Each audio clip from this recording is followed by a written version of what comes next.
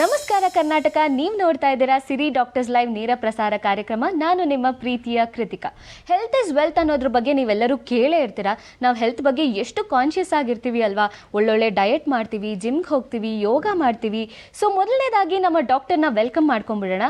ಇವತ್ತು ನಮ್ಮೊಟ್ಟಿಗೆ ಇದ್ದಾರೆ ಡಾಕ್ಟರ್ ಸುನಿಲ್ ಕುಮಾರ್ ಆಲೂರ್ ಅವರು surgical gastroenterologist, Trustwell hospital, JC road, ಬೆಂಗಳೂರಿಂದ ಬಂದಿದ್ದಾರೆ.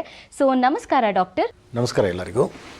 ಸೊ ಸರ್, ಅದೇ ಹೊಟ್ಟೆ ನೋವು ಯಾವ್ಯಾವ ರೀತಿ ಏನೇನಕ್ಕೆ ನಮಗೆ ಕಾಣಿಸ್ಕೊಳ್ಳುತ್ತೆ?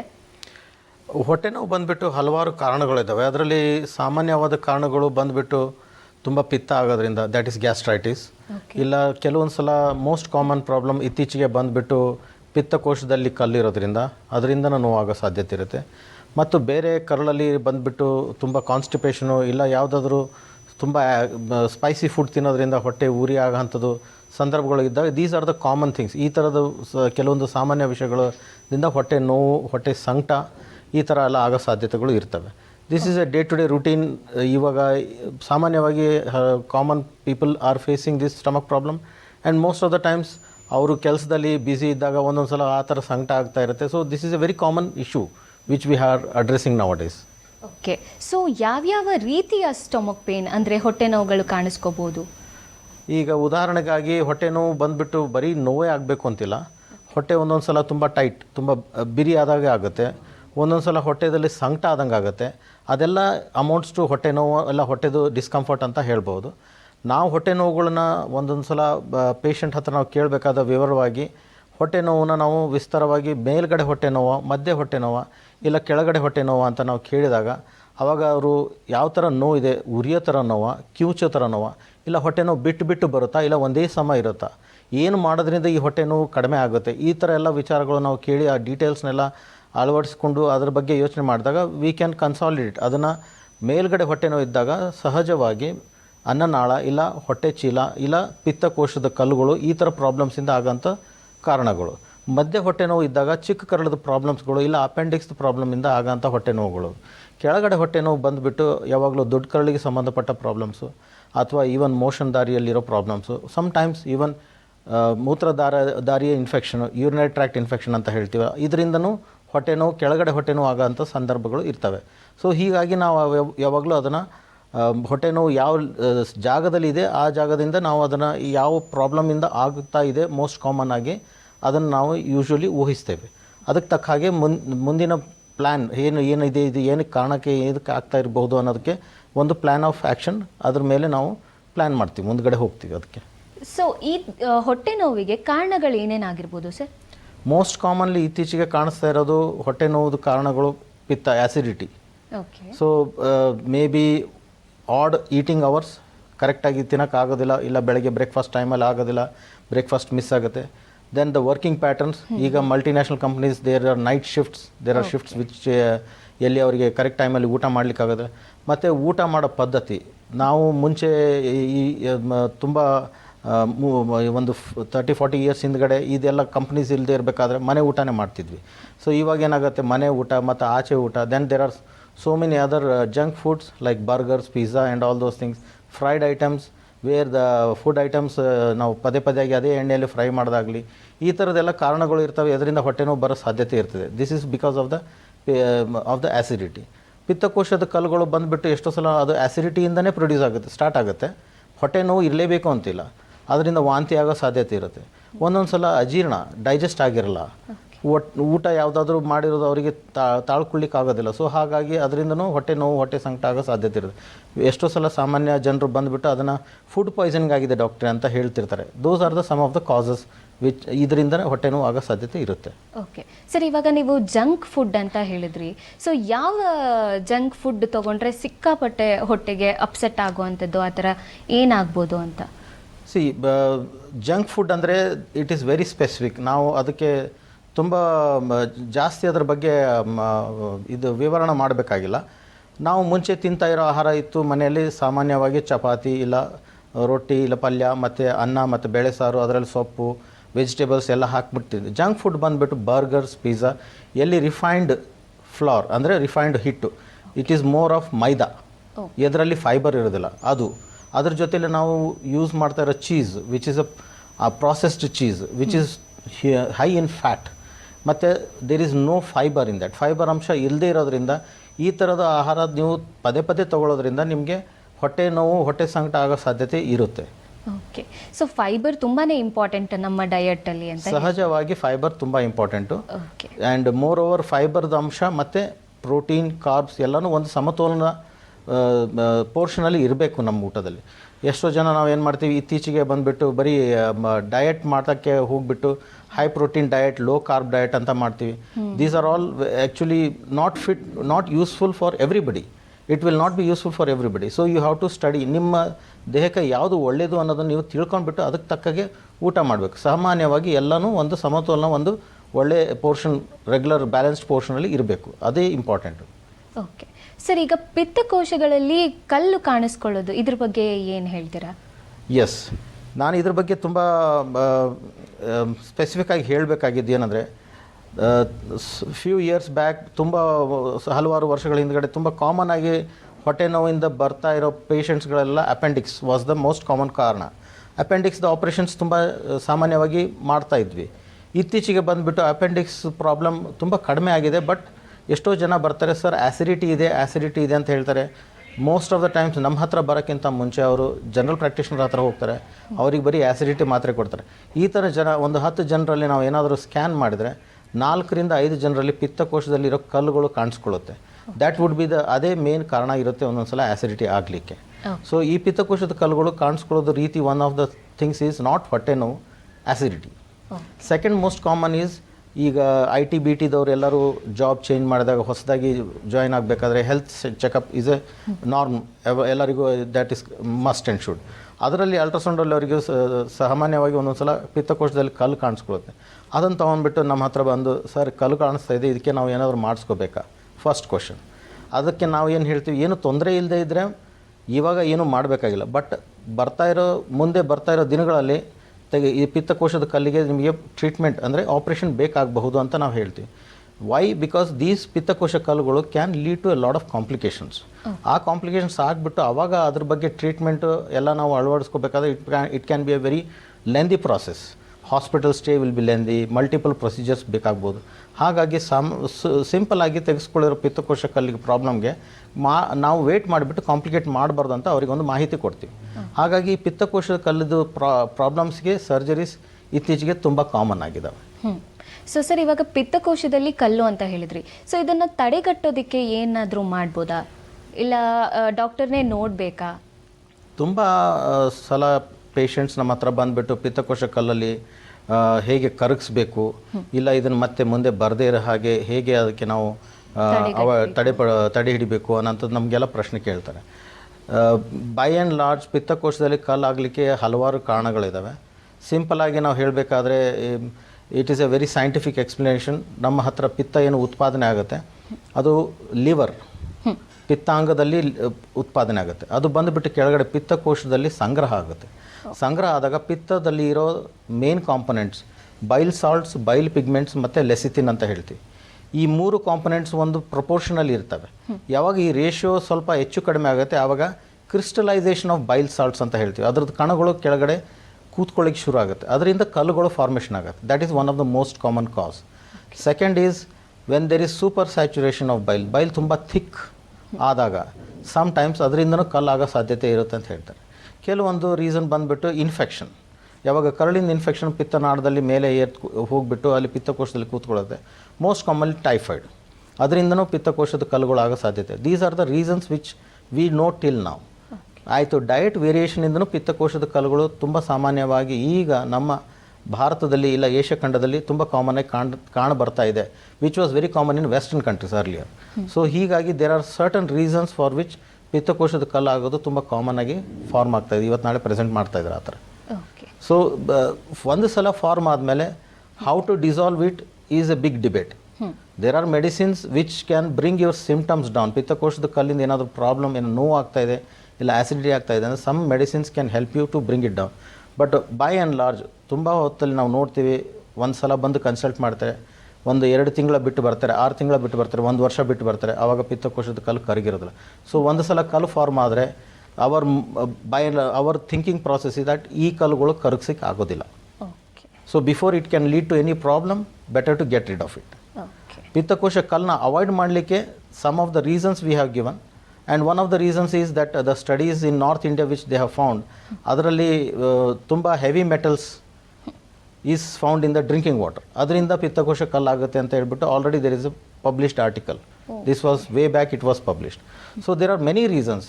So if you keep these reasons in the mind, which one you have to avoid, which one you cannot avoid, it is difficult to say. But yes, ಪಿತ್ತಕೋಶದಲ್ಲಿ ಕಲ್ಲು ಕಾಣಿಸಿದಾಗ ಅದಕ್ಕೆ ನೆಕ್ಸ್ಟ್ ಏನು ಮಾಡಬೇಕು ಅನ್ನೋದನ್ನು ಯೋಚನೆ ಮಾಡಬೇಕು ಹೊರತು ಹೇಗಾಯಿತು ಅನ್ನೋದು ನಾವು ಏನು ಹೇಳಲಿಕ್ಕೆ ಆಗೋದಿಲ್ಲ. ಒಂದು ಸಲ ಆಯಿತು ಅದು ಆಗಿ ಹೋಗ್ಬಿಡುತ್ತೆ. We have to avoid the problems ಅದಾದಮೇಲೆ. ಸರ್, ಇವಾಗ ಕೆಲಸದಲ್ಲಿರುವಾಗ ಅಥವಾ ಮನೇಲಿರುವಾಗ ಸಡನ್ ಆಗಿ ಸ್ಟೊಮಕ್ ಪೇನ್ ಕಾಣಿಸ್ಕೊತು, ಹೊಟ್ಟೆ ನೋವು ಕಾಣಿಸ್ಕೊತು, ಸೊ ಏನು ಮಾಡಬೇಕು ನಾವು? ಮೋಸ್ಟ್ ಆಫ್ ದ ಟೈಮ್ಸ್ ಈ ಥರ ಹೊಟ್ಟೆ ನೋವು ಯಾವಾಗಲೂ ಊಟ ಆದಮೇಲೆ ಬಂದರೆ it will be more of because of gastritis, acidity. ಇದು ಯಾವಾಗಲೂ ಫಸ್ಟ್ ಟೈಮ್ ತುಂಬ ಸಿವಿಯರ್ ಆಗಿ ಬರೋದಿಲ್ಲ. ಎಷ್ಟೋ ಸಲ ಪೇಷಂಟ್ಸಿಗೆ ಗೊತ್ತಿರುತ್ತೆ ಮೊದಲು ಒಂದು ಸ್ವಲ್ಪ ಸ್ಮಾಲ್ ಮ್ಯಾಗ್ನಿಟ್ಯೂಡ್, ತುಂಬ ಕಡಿಮೆ ಪ್ರಮಾಣದಲ್ಲಿ ಹೊಟ್ಟೆ ನೋವು ಬಂದು ಇಲ್ಲ ಹೊಟ್ಟೆ ಸಂಕಟ ಆಗಿಬಿಟ್ಟು ಅವರಿಗೆ ಆವಾಗವಾಗ ಜಾಸ್ತಿ ಆಗ್ತಾ ಇರ್ತದೆ. ಸೊ ಈಗ ಏನಾದರೂ ಅವರು ವರ್ಕ್ ಪ್ಲೇಸಲ್ಲಿ ಈ ಥರ ಸಿವಿಯರ್ ಪೇನ್ ಬಂದರೆ ಒಂದು ಸ್ವಲ್ಪ ಎದ್ದು ಬಿಟ್ಟು ರಿಲ್ಯಾಕ್ಸ್ ಮಾಡೋದಾಗಲಿ, ಇಲ್ಲ ಒಂದು ಸ್ವಲ್ಪ ನೀರು ಕುಡಿಯೋದಾಗಲಿ. ಈಗ ಇತ್ತೀಚೆಗೆ ನಾವು ಮನೆಯಲ್ಲಿ ಮುಂಚೆ ಅದರೆಲ್ಲ ನಾವು ಸಾಮಾನ್ಯವಾದ ಸಿಂಪಲ್ ಸೊಲ್ಯೂಷನ್ಸ್ ಲೈಕ್ ಅಜ್ವಾಹಿನ್ ಸ್ವಲ್ಪ ಬಾಯಲ್ಲಿ ಇಟ್ಕೊಳ್ಳೋದಾಗಲಿ, ಈ ಥರದ್ದೆಲ್ಲ ನಾವು ಮರ್ತು ಬಿಟ್ಟಿದ್ದೀವಿ. ಇದನ್ನು ನಾವು ಅಳವಡಿಸ್ಕೋಬೇಕು. ಮತ್ತು and sometimes even drinking soda, plain soda, not that's carbonated water, ಬರೀ ಪ್ಲೇನ್ ಸೋಡಾ ತೊಗೊಂಡ್ರೆ ಈ ಆ್ಯಸಿಡಿಟಿ, ಈಗ ಕೆಲವೊಂದು ಪ್ರೊಪ್ರೈಟರಿ ಪ್ರಾಡಕ್ಟ್ಸ್ ಬರ್ತವೆ ಲೈಕ್ ಈನೋ, ಇಲ್ಲ ಅದು ಆ್ಯಂಟಾಸಿಡ್ ಥರ ಬರುತ್ತೆ, ಅದು ಮಾಡ್ಬೋದು. ಇಲ್ಲ ಸಿಂಪಲಾಗಿ ಫಾರ್ಮಸಿ ಅಲ್ಲೇ ಹತ್ತಿರದಲ್ಲಿದ್ದರೆ ಡೈಜಿನ್ ಟ್ಯಾಬ್ಲೆಟು, ಇಲ್ಲ ಆ್ಯಸಿಡಿಟಿಗೆ ಈಗ ಓವರ್ ದ ಕೌಂಟರ್ ಮೆಡಿಕೇಷನ್ಸ್ ಅಂತ ಹೇಳ್ತೀವಿ. We can try this. But ಕೆಲವೊಂದು ಸಲ ಏನು ಮಾಡ್ತಾರೆ, ಕೆಲವು ಪೇಷಂಟ್ಸು ಈ ಆ್ಯಸಿಡಿಟಿ ಇದ್ದುಬಿಟ್ಟು ಹೊಟ್ಟೆ ನೋವಿಗೆ ಪೇಯ್ನ್ ಕಿಲ್ಲರ್ ಏನಾದ್ರು ತೊಗೊಂಡ್ರೆ ಅದರಿಂದ ಹೊಟ್ಟೆ ನೋವು ಜಾಸ್ತಿ ಆಗೋ ಸಾಧ್ಯತೆ ಇರುತ್ತೆ. ಆಮೇಲೆ ಕೆಲವೊಂದು ಸಲ ಅವರಿಗೆ ಆಗಲೇ ಮುಂಚೆ ಯಾವುದಾದ್ರೂ ಟೆಸ್ಟ್ಗಳಲ್ಲಿ ಗೊತ್ತಾಗಿರುತ್ತೆ ಹೊಟ್ಟೆ ನೋವು ಪಿತ್ತಕೋಶದಲ್ಲಿ ಕಲ್ಲುಗಳು ಇದ್ದಿದ್ದು ಸಂಭಾವನೆಯಲ್ಲಿ ಪೇಯ್ನ್ ಕಿಲ್ಲರ್ಸ್ ಹೆಲ್ಪ್ ಆಗುತ್ತೆ, ಆ್ಯಸಿಡಿಟಿ ಮೆಡಿಸಿನ್ಸ್ ಹೆಲ್ಪ್ ಆಗುತ್ತೆ. ಈ ಎರಡು ಪ್ರಾಬ್ಲಮ್, ಮೇಲ್ಗಡೆ ಹೊಟ್ಟೆದು ಪ್ರಾಬ್ಲಮ್ ಬಿಟ್ಬಿಟ್ಟು ಕೆಳಗಡೆ ಹೊಟ್ಟೆದು ಒಂದು ವೇಳೆ ಕರಳು ಕಿವುಚ್ಕೊಳ್ಳೋದಾಗಲಿ, ಇಲ್ಲ ಆ ನೋವು ಕಿವುಚಿ ಬೆನ್ನಿಗೆ ಹೋಗೋದಾಗಲಿ, ಆ ಥರದ್ರಲ್ಲಿ ಏನಾದರೂ ಇದ್ದಾಗ ಸ್ವಲ್ಪ pain killers over the counter medical ಶಾಪಲ್ಲಿ ಹೋಗ್ಬಿಟ್ಟು ತೊಗೊಂಡ್ಬಿಟ್ಟು ಹೊಟ್ಟೆ ನೋವು ಕಡಿಮೆ ಆಗೋದಕ್ಕೆ ತನಕ ವೆಯ್ಟ್ ಮಾಡಿ ಆಮೇಲೆ ಡಾಕ್ಟ್ರನ್ನ ಸಂಪರ್ಸ್ಕೊಳ್ಳೋದು ಒಳ್ಳೆಯದು. ಪದೇ ಹೊಟ್ಟೆ ನೋವು ಬರ್ತಾಯಿದ್ರೆ ಪ್ರಿಯೆಂಪ್ಟಿವ್ ಅಂದರೆ ಮುಂಚಿತವಾಗಿಯೇ ಡಾಕ್ಟ್ರನ್ನ ಕಾಣಿಬಿಟ್ಟು ಅದಕ್ಕೆ ಸೂಕ್ತವಾದ ಟೆಸ್ಟ್ಗಳನ್ನು ಮಾಡಿಸ್ಕೊಳ್ಳೋದು ತುಂಬ ಒಳ್ಳೆಯದು. So only initially some sort of ಇಲ್ಲ ಸಮ್ ವೇ, ಸಾಮಾನ್ಯವಾಗಿ ನಾವು ದಿನನಿತ್ಯದಲ್ಲಿ ಮನೆಯಲ್ಲಿ ಮಾಡ್ತಾ ಇರೋಂಥದ್ದು, ಮುಂಚೆ ನಾವೆಲ್ಲ ಮಾಡ್ತಾ ಇರೋದನ್ನ ಎಲ್ಲ ಏನು ಈಗ ಬಡೆ ಸೋಪ್ ತಗೊಳ್ಳೋದು, ಇಲ್ಲ ಅಜ್ವಾಯಿನ್ ತಗೊಳ್ಳೋದು, ಇದೆಲ್ಲ ಮರ್ತು ಬಿಟ್ಟಿದ್ದೀವಿ. ಅದನ್ನು ನಾವು ಅಳವಡಿಸ್ಕೋಬೇಕು ಅಷ್ಟೇ. ಸೊ ಡಾಕ್ಟರ್, ಇವಾಗ ಆಗಲೇ ನಾವು ಪಿತ್ತಕೋಶ ಕಲ್ಲುಗಳ ಬಗ್ಗೆ ಮಾತಾಡ್ತಾ ಇದ್ವಿ. ಸೊ ಯೂರನ್ನ ಕಂಟ್ರೋಲ್ ಮಾಡಿದ್ರೆ ಸೊ ಅದರಿಂದನೂ ಕಲ್ಲುಗಳೇನಾದರೂ ಫಾರ್ಮ್ ಆಗ್ಬೋದಾ ಹೊಟ್ಟೆಯಲ್ಲಿ? See, this is one simple question. Of course ಪಿತ್ತಕೋಶ ಕಲ್ಲುಗಳು ಮತ್ತು ಮೂತ್ರದ ಕಲ್ಲುಗಳಿಗೆ ತುಂಬ ಕನ್ಫ್ಯೂಷನ್ ಮಾಡ್ಕೊತಾರೆ. ಸಿಂಪಲಾಗಿ ನಮ್ಮ ಹತ್ರ ಎಷ್ಟೋ ಸಲ ಪೇಷಂಟ್ ಬರ್ತಾರೆ, ಪಿತ್ತಕೋಶದಲ್ಲಿ ಕಲ್ಲಿದ್ದರೆ ಅದಕ್ಕೆ ಟ್ರೀಟ್ಮೆಂಟ್ ಏನು, ಮೂತ್ರದ ದಾರಿಯಲ್ಲಿ ಇಲ್ಲ ಮೂತ್ರ ಚೀಲದ ಯೂರಿನರಿ ಬ್ಲಾಡರ್ ಸ್ಟೋನ್ಸ್ ಇದ್ದರೆ ಅದಕ್ಕೆ ಟ್ರೀಟ್ಮೆಂಟ್ ಏನು. ಇಲ್ಲಿ ಒಂದು ವಿಷಯ ನಾನು ಹೇಳಲಿಕ್ಕೆ ಇಷ್ಟಪಡ್ತೀನಿ. ಪಿತ್ತಕೋಶದ ಕಲ್ಲಿಗೆ ಪಿತ್ತಕೋಶ ಕೆಲಸ ಮಾಡ್ತಾಯಿಲ್ಲ, ಪಿತ್ತಕೋಶ ಕಲ್ಲುಗಳ ಸಮೇತ ತೆಗಿಬೇಕಾಗತ್ತೆ. ಬಟ್ ಕಿಡ್ನಿ ಸ್ಟೋನ್ಸ್ ಇಲ್ಲ ಯೂರಿನರಿ ಬ್ಲಾಡರಲ್ಲಿ ಇರೋ ಸ್ಟೋನ್ಸಲ್ಲಿ ಸ್ಟೋನ್ ಮಾತ್ರ ತೆಗಿತೀವಿ. ಬಿಕಾಸ್ ಯೂರಿನರಿ ಬ್ಲಾಡರು ಮತ್ತು ಕಿಡ್ನಿ ಯೂರಿನರಿ ಸಿಸ್ಟಮ್ ಪೂರ್ತಿ ಎಲ್ಲ ಕೆಲಸ ಮಾಡ್ತಾ ಇರುತ್ತೆ. ಅದರಲ್ಲಿ ಕಲ್ಲಾಗೋಕ್ಕೆ ಕಾರಣ ಟೋಟಲಿ ಬೇರೆಯೇ. ಮೂತ್ರ ಹಿಡ್ಕೊಳ್ಳೋದ್ರಿಂದ ನಿಮಗೆ ಕಲ್ಲು ಆಗೋದಿಲ್ಲ. ಮೂತ್ರ ತುಂಬ ಕಂಟ್ರೋಲ್ ಮಾಡೋದ್ರಿಂದ ಇಲ್ಲ ಮೂತ್ರ ಮಾಡೋದನ್ನು ಅವಾಯ್ಡ್ ಮಾಡೋದ್ರಿಂದ ಮೂತ್ರ ಇನ್ಫೆಕ್ಷನ್ ಆಗೋ ಸಾಧ್ಯತೆ ಇರುತ್ತೆ. ಆ ಇನ್ಫೆಕ್ಷನ್ ಆಗೋದ್ರಿಂದ ಕಲ್ಲುಗಳಾಗೋ ಸಾಧ್ಯತೆ ಇರುತ್ತೆ. ಈ ಬ್ಯಾಕ್ಟೀರಿಯಾ ಏನು ಇನ್ಫೆಕ್ಟ್ ಮಾಡುತ್ತೆ ಅದರ ಸುತ್ತಮುತ್ತ ಕ್ಯಾಲ್ಶಿಯಂ ಡೆಪಾಸಿಟ್ಸ್ ಆಗಿಬಿಟ್ಟು ಕಲ್ಲುಗಳಾಗೋ ಸಾಧ್ಯತೆ ಇರುತ್ತೆ. ಅದಲ್ಲದೆ ಬೇರೆ ಹಲವಾರು ಕಾರಣಗಳಿದ್ದಾವೆ. ವಿಟಮಿನ್ ಎ ಡೆಫಿಷಿಯನ್ಸಿಯಲ್ಲಿ ಆಗೋ ಸಾಧ್ಯತೆ ಇರುತ್ತೆ. ಮತ್ತು ಡಯಾಬಿಟೀಸಲ್ಲಿ ಇರಬೇಕಾದ್ರೂ ಯೂರಿನ್ ಸ್ಟೋನ್ಸ್ ಆಗೋ ಸಾಧ್ಯತೆ ಇರುತ್ತೆ. So there are other reasons. ಡೈರೆಕ್ಟಾಗಿ ಬರೀ ಮೂತ್ರ ಕಂಟ್ರೋಲ್ ಮಾಡೋದ್ರಿಂದ ಇಲ್ಲ ಮೂತ್ರ ತುಂಬ ಹೊತ್ತು ಹಿಡ್ಕೊಳ್ಳೋದ್ರಿಂದ ಅದಕ್ಕೆ ಕಲ್ಲು ಆಗೋ ಸಾಧ್ಯತೆ ತುಂಬ ಕಡಿಮೆ. ಬಟ್ ಈ ಯೂರಿನರಿ ಟ್ರ್ಯಾಕ್ಟ್ ಪ್ರಾಬ್ಲಮ್ಸ್ ಸ್ಟೋನ್ಸ್ ಬಗ್ಗೆ ನನಗಿಂತ ಜಾಸ್ತಿ ಮಾಹಿತಿ ಚೆನ್ನಾಗಿ ನಿಮಗೆ ಎಕ್ಸ್ಪ್ಲೇನ್ ಮಾಡಬೇಕಾದ್ರೆ ಇಟ್ ಈಸ್ ಅಪ್ರೋಪ್ರಿಯೇಟ್ ನೀವು ಯೂರೋಲಾಜಿಸ್ಟ್ ಹತ್ರ ಕನ್ಸಲ್ಟ್ ಮಾಡೋದ್ರಿಂದ ಒಳ್ಳೆಯದು. ಓಕೆ. ಸೊ ಈಗ ಸ್ಟ್ರೆಸ್ಸಿಂದನೂ ಸ್ಟಮಕ್ ಪೇನ್ ಎಲ್ಲ ಬರ್ಬೋದಾ ಸರ್? ಎಸ್, ಇತ್ತೀಚೆಗೆ we are considering stomach or the whole gastrointestinal system is an isolated system. ಆದರೂ ನಾವು ಹೇಗೆ ವಾಲಂಟ್ರಿ ಮಸಲ್ಸ್ ಇನ್ವಾಲಂಟ್ರಿ ಮಸಲ್ಸ್ ಬಯಾಲಜಿಯಲ್ಲಿ ನಾವು ಓದ್ತಿರ್ತೀವಿ. Voluntary muscles is the muscles which we control, like hand muscles ಆಗಲಿ ಇಲ್ಲ ಹೋಲ್ ಬಾಡಿ ಮಸಲ್ಸ್ ಆಗಲಿ. ಅದೇ ಥರ involuntary muscles which are not under our control, like the pupils of our eyes. Bright light ಬಂದಾಗ pupils ತುಂಬ constrict ಆಗುತ್ತೆ. Then heart muscles, lung muscles, they function on their own. ಅದೇ ಥರ intestinal muscles also they function on their own. So if you have a stressful situation where workload or pressure in the personal life or your work system, like your abnormal working hours or late night working hours or abnormal eating habits, and sometimes the disturbance, circadian rhythm anta ಹೇಳ್ತೀವಿ. Day ಟೈಮಲ್ಲಿ ಕೆಲಸ ಮಾಡೋದು, ನೈಟಲ್ಲಿ usually between 11 to 6 ನಿದ್ರೆ ಮಾಡಬೇಕು, otherwise there will be disturbance in your body physiology. These can influence, ಇದೆಲ್ಲ ನಿಮಗೆ ಹೊಟ್ಟೆ ತೊಂದರೆಗಳು ಕೊಡೋದಕ್ಕೆ ಕಾರಣ ಇದ್ದಾವೆ. ಅದರಲ್ಲಿ ತುಂಬ ಸಿಂಪಲಾಗಿ ಎಕ್ಸಾಂಪಲ್ ಹೇಳಬೇಕಾದ್ರೆ ಇರಿಟೇಬಲ್ ಬೌಲ್ ಸಿಂಡ್ರೋಮ್ ಅಂತ ಹೇಳ್ತೀವಿ, IBS. ಇದರಲ್ಲಿ ಕರಳು ಏನು ಮಾಡುತ್ತೆ, ನಿಮ್ಮ ಸ್ಟ್ರೆಸ್ಸಿಗೆ ತಕ್ಕ ಹಾಗೆ ಅದು ರೆಸ್ಪಾನ್ಸ್ ಮಾಡುತ್ತೆ. ಇರಿಟೇಬಲ್ ಬೌಲ್ ಸಿಂಡ್ರೋಮ್ ಬಂದುಬಿಟ್ಟು ನಿಮಗೆ ಕೆಲವೊಂದು ಸ್ಟ್ರೆಸ್ಫುಲ್ ಸಿಚುವೇಷನಲ್ಲಿ ಸಡನ್ನಾಗಿ ನಿಮಗೆ ಬೇದಿ ಆಗೋ ಸಾಧ್ಯತೆ ಇರುತ್ತೆ, ಇಲ್ಲ ಕಾನ್ಸ್ಟಿಪೇಷನ್ ಆಗೋ ಸಾಧ್ಯತೆ ಇರುತ್ತೆ, ಇಲ್ಲ ಆಲ್ಟರ್ನೇಟಾಗಿ ಬೇದಿ ಮತ್ತು ಕಾನ್ಸ್ಟಿಪೇಷನ್ ಆಗೋ ಸಾಧ್ಯತೆ ಇರುತ್ತೆ. ಇಂಥದ್ರಲ್ಲಿ ನೀವು ಸ್ವಲ್ಪ ನಿಮ್ಮ ಲೈಫ್ ಸ್ಟೈಲ್ ಚೇಂಜಸ್ ಮಾಡೋದ್ರಿಂದ ಈ ಸಿಂಪ್ಟಮ್ಸ್ನ ಕಂಟ್ರೋಲಿಗೆ ತರಬಹುದು. So this implicates that a lot of reasons are there, and especially the stressful lifestyle can influence your gastrointestinal system. ಇನ್ನು ಬೇರೆ ಏನೇನು ಕಾರಣಗಳಿರ್ಬೋದು? ಇಲ್ಲಿವರೆಗೆ ನಾವು ಡಿಸ್ಕಸ್ ಮಾಡಿದ್ದು ತುಂಬ ಕಾಮನ್ ಪ್ರಾಬ್ಲಮ್ಸ್. ಅದಾದಮೇಲೆ ಕೆಲವೊಂದು ಪ್ರಾಬ್ಲಮ್ಸ್ ನಾವು ವಿ ಟ್ರೈ ಟು ಕೋರಿಲೇಟ್, ಇದೇ ಪ್ರಾಬ್ಲಮ್ ಗ್ಯಾಸ್ಟ್ರಿಕ್ ಪ್ರಾಬ್ಲಮೇ ಇರ್ಬೋದು ಅಂತ ಎಷ್ಟೋ ಸಲ ಕೆಲವು ಪೇಷಂಟ್ಸ್ ಪರಿಗಣಿಸ್ತಾರೆ. ಅದರಲ್ಲಿ ಬಂದುಬಿಟ್ಟು ಕೆಲವೊಂದು ಸಲ ಪ್ರಾಬ್ಲಮ್ ಬಂದುಬಿಟ್ಟು ಪ್ಯಾಂಕ್ರಿಯಾಸ್ ಇನ್ಫೆಕ್ಷನ್ ಇರೋದ್ರಿಂದ, ಪ್ಯಾಂಕ್ರೈಟೈಟಿಸ್, ಇದು ಪಿತ್ತಕೋಶದಲ್ಲಿ ಇರೋ ಕಲ್ಲುಗಳಿಂದನೂ ಕೆಳಗಡೆ ಪಿತ್ತಕೋಶದ ಕಲ್ಲು ಕೆಳಗಡೆ ಸ್ಲಿಪ್ ಆಗಿ ಪ್ಯಾಂಕ್ರಿಯಾಟಿಕ್ ಡಕ್ಟ್ ಬ್ಲಾಕ್ ಆದಾಗ ಆವಾಗ ಆಗೋ ಸಾಧ್ಯತೆ ಇರುತ್ತೆ. Then the second cause could be alcoholic pancreatitis ಅಂತ ಹೇಳ್ತೀವಿ. ಯಾರಾದರೂ ಪಾರ್ಟಿ ಮಾಡಿರ್ತಾರೆ 1 ದಿನ 2 ದಿನ ಮುಂಚೆ, ಆಮೇಲೆ ಅವರಿಗೆ ಸಿವಿಯರ್ ಹೊಟ್ಟೆ ನೋವು ಬರುತ್ತೆ, ಗ್ಯಾಸ್ಟ್ರಿಕ್ ಅಂತ ತಿಳ್ಕೊಂಡಿರ್ತಾರೆ. ಅದನ್ನು ಅವ್ರು ಎಷ್ಟೋ ಸಲ ಇಗ್ನೋರ್ ಮಾಡ್ತಾರೆ. That will be A severe pain. In that case it is important that ಅವರು ಆ್ಯಸಿಡಿಟಿ ಪ್ರಾಬ್ಲಮ್ ಸಾಲ್ವ್ ಆಗಲಿಲ್ಲ, ದಿನನಿತ್ಯದ ಏನು ಸ್ಮಾಲ್ ಪರಿಹಾರ ಲೈಕ್ ಆ್ಯಂಟಾಸಿಡ್ ತೊಗೊಳ್ಳೋದ್ರಿಂದ ಸಾಲ್ವ್ ಆಗಲಿಲ್ಲ ಅಂದರೆ it is better the approach the doctor to rule out there is pancreatitis. That could be a serious problem, ಅದು ಒಂದು. ಅದಲ್ಲದೆ ಬೇರೆ ಕೆಲವೊಂದು ಕರಳಿಂದ ಪ್ರಾಬ್ಲಮ್ಗಳು ಇರ್ತವೆ. ಚಿಕ್ಕ ಕರಳದು ಅಲ್ಲಿ ಒಳಗಡೆ ಏನಾದರೂ ಬ್ಲಾಕ್ ಆಗಿರೋದ್ರಿಂದ, ಎಲ್ಲ ಕಂಪ್ಲೀಟ್ ಬ್ಲಾಕ್ ಇರಲ್ಲ, ಪಾರ್ಷಿಯಲ್ ಬ್ಲಾಕ್, ನಾವು ಅದನ್ನು ಸಬ್ ಅಕ್ಯೂಟ್ ಇಂಟೆಸ್ಟೈನಲ್ ಅಬ್ಸ್ಟ್ರಕ್ಷನ್ ಅಂತ ಹೇಳ್ತೀವಿ. ಆವಾಗವಾಗ ಪೇನ್ ಬರುತ್ತೆ ಮತ್ತು ಪೇನ್ ರಿಲೀವ್ ಆಗುತ್ತೆ. ಈ ಥರ ರೇರ್ ಪ್ರಾಬ್ಲಮ್ಸ್ ಇರ್ತವೆ which we always confuse it with gastritis, but it could be because of other things. ಕೆಲವೊಂದು ಸಲ ಸ್ವಲ್ಪ ಜನರಲ್ಲಿ ಹೊಂಕಳದ ಹತ್ರ ಒಂದು ಸಣ್ಣ ಬಲ್ಜ್ ಇರುತ್ತೆ, ಇಲ್ಲ ಕೆಳಗಡೆ ಗ್ರಾಯಿನ್ ಏರಿಯಾದಲ್ಲಿ ಬಲ್ಜ್ ಇರುತ್ತೆ, ಅವರು ನೋಟಿಸ್ ಮಾಡಿರೋದಿಲ್ಲ, ಇಲ್ಲ ಕಾಣಿಸಿರೋದಿಲ್ಲ, ಇಲ್ಲ ಅವರು ಮುಂಚಿತವಾಗಿ ಇದೇ ಥರ ಇದೆ, ನಾರ್ಮಲ್ ಇದೆ ಅಂತ ತಿಳ್ಕೊತಾರೆ. ಅಂಥದ್ರಲ್ಲಿ ಆವಾಗ ಅದು ಆ ಬಲ್ಜ್ ಆ್ಯಕ್ಚುಲಿ ಒಂದು ಹರ್ನಿಯಾ ಪ್ರಾಬ್ಲಮ್ ಆಗಿರ್ಬೋದು. ಇದರಲ್ಲಿ ಕೊಬ್ಬು ಇಲ್ಲ ಕರಳು ಸಿಗಾಕೊಂಡ್ಬಿಟ್ಟು ಕಿವುಚಿದಾಗೆಲ್ಲ ಹೊಟ್ಟೆ ನೋವು ಬರೋ ಅಂಥ ಸಾಧ್ಯತೆ ಇರುತ್ತೆ. ಎಸ್ಪೆಷಲಿ ಅವರು ಊಟ ಮಾಡಿ ಆದಮೇಲೆ ಅವಾಗ ಹೊಟ್ಟೆಯಲ್ಲಿ ಪ್ರೆಷರ್ ಜಾಸ್ತಿ ಆಗುತ್ತೆ, ಇಲ್ಲ ಯಾವುದಾದ್ರೂ ಭಾರವಾದ ವಸ್ತು ಎತ್ಕೊಂಡಾಗ ಆವಾಗ ಅವರಿಗೆ ಈ ಪ್ರಾಬ್ಲಮ್ ಸ್ವಲ್ಪ ಜಾಸ್ತಿ ಕಾಣಿಸ್ಕೊಡುತ್ತೆ. These are some of the problems which we ignore. ಈ ನಿಮಗೆ ಗೊತ್ತು ಆಗೋದಿಲ್ಲ. ಸೊ ಸಾಮಾನ್ಯವಾಗಿ ಬರ್ತಾ ಇರೋ ಆ್ಯಸಿಡಿಟಿ ಪ್ರಾಬ್ಲಮ್ ಅಂತ ತಿಳ್ಕೊಂಡು ಎಷ್ಟೋ ಸಲ ಇಗ್ನೋರ್ ಮಾಡ್ತಾರೆ, ಅದನ್ನು ಅವರು ಕಾಳಜಿ ವಹಿಸ್ಕೊಳ್ಳೋದಿಲ್ಲ. ಸೊ ಪದೇ ಪದೇ ಹೊಟ್ಟೆ ನೋವು ಬರ್ತಾ ಇದೆ ಅಂತ ತಿಳ್ಕೊಂಡ್ರೆ better to see the doctor. ಒಂದೊಂದು ಸಲ ಅಪೆಂಡಿಕ್ಸ್ ಪ್ರಾಬ್ಲಮ್ ನಾವು ಯಾವಾಗಲೂ ತಿಳ್ಕೊತೀವಿ, ಅಪೆಂಡಿಕ್ಸ್ ಬಂದುಬಿಟ್ಟು ರೈಟ್ ಸೈಡ್ ಕೆಳಗಡೆ ಹೊಟ್ಟೆ ನೋವಲ್ಲಿ ಮಾತ್ರ ಕಾಣಿಸ್ಕೊಳ್ಳೋದು. ಬಟ್ ಅಪೆಂಡಿಕ್ಸ್ ನೋವು ಸ್ಟಾರ್ಟ್ ಆಗೋಕ್ಕೆ ಎಷ್ಟೋ ಸಲ ಹೊಂಕುಳಿದು ಸುತ್ತಮುತ್ತ ಇಲ್ಲ ಪೂರ್ತಿ ಹೊಟ್ಟೆ ನೋವು ಶುರು ಆಗುತ್ತೆ. ಎಷ್ಟೋ ಹಲವಾರು ದಿನಗಳು, ಒಂದು 4-6 ದಿನಗಳು ಆದಮೇಲೆ ಹೊಟ್ಟೆ ನೋವು ಕೆಳಗಡೆ ಅಪೆಂಡಿಕ್ಸ್ ಜಾಗದಲ್ಲಿ ಲೋಕಲೈಸ್ ಆಗುತ್ತೆ. ಸೊ ಈ ಥರ ಎಲ್ಲ ಸಿಮ್ಟಮ್ಸ್ ಇದ್ದಾಗ ನೀವು ಕನ್ಫ್ಯೂಸ್ ಆಗೋ ಸಾಧ್ಯತೆ ಜಾಸ್ತಿ ಇರುತ್ತೆ. ಇನ್ನು ವಯಸ್ಕರಲ್ಲಿ ಕೆಲವೊಂದು ಸಲ ದೊಡ್ಡ ಕರಳಲ್ಲಿ ಔಟ್ ಪೌಚಿಂಗ್ಸ್, ಡೈವೆಟಿಕ್ಯುಲೈ ಅಂತ ಹೇಳ್ತೀವಿ. ಇದ್ರದ್ದು ಏನಾದರೂ ಇನ್ಫೆಕ್ಷನ್ ಆದಾಗ ಡೈವೆಟಿಕ್ಯುಲೈಟಿಸ್, ಇಲ್ಲ ಬರೀ ಇನ್ಫ್ಲಮೇಷನ್ ಆದಾಗ ಈ ಹೊಟ್ಟೆ ನೋವು ಬರೋ ಸಾಧ್ಯತೆ ಇರುತ್ತೆ. ಸೊ ಇದು ಎಲ್ಲ ಕಾರಣಗಳು these are the some of the rare, not very common but rare problems which we confuse. And ಇದರಿಂದ ನಾವು ಬರೀ ಆ್ಯಸಿಡಿಟಿ ಮಾತ್ರೆ ತೊಗೊಂಡ್ಬಿಟ್ಟು ಇಗ್ನೋರ್ ಮಾಡೋದು ಒಳ್ಳೆಯದಲ್ಲ.